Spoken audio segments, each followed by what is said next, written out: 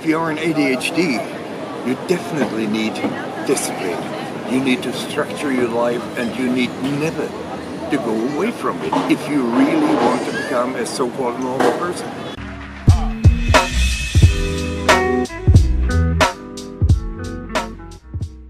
Because we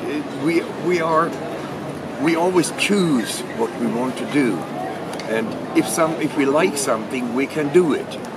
But there will still be the segment of laziness, saying to ourselves, "Yeah, I should do it, but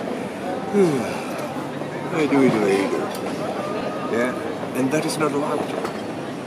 You know, it's. I have done all my life. I've been trying to get away from my ADHD, or I know I always will have it. But I have been trying to get away from the consequences of being ADHD. Yeah, meaning I need to have a much harder structure. I need much more discipline, self-discipline, in order to do the right things, to make the right decisions.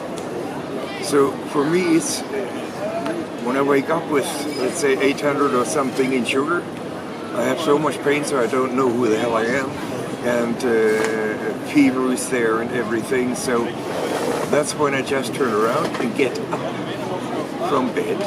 My wife will come out and say, "You're not going anywhere." I look at her and she says, "Yes, you are." The right attitude. Yeah. My daughter comes in, "You're not going to do that." "Yes, you are." And then I'm just getting ready, take a cup of coffee, which I shouldn't do, take an injection to get the sugar down a little bit at least, and then I go out to the car and drive very careful, because it takes time for my brain to adjust to the combination of high sugar, pain, and tiredness and everything. So I've been sleeping maybe 2.5 hours at the most. And that many of the ADHD that I know, and I know quite a lot, are doing it exactly the same way. You make up your mind what you're gonna do today is that and that and that and that and that, and no excuses. Because if I allow myself to have excuses, I'm not going to do it.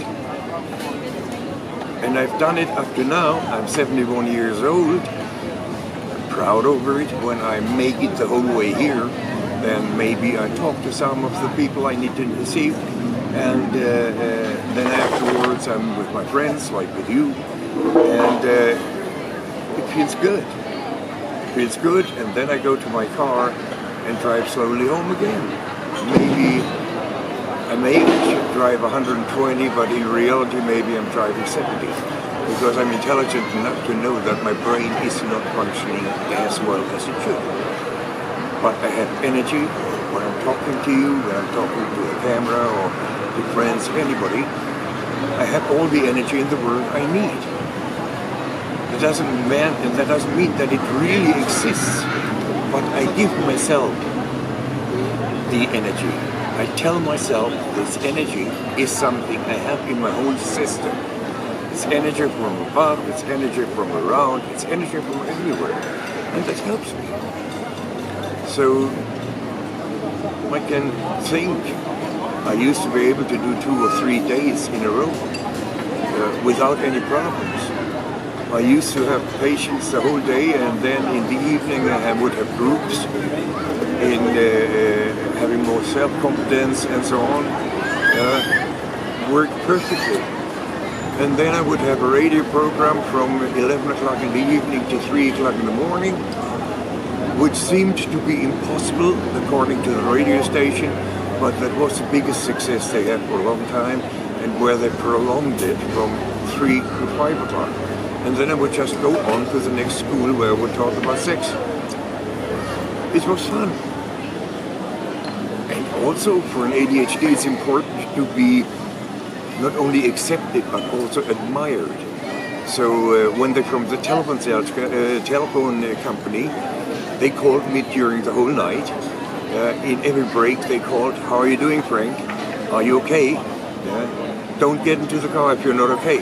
Put on the radio. Do that, do this," and so on. It was fun. You have to put in those parts into what you're doing. So there's always the enjoyment as well. And also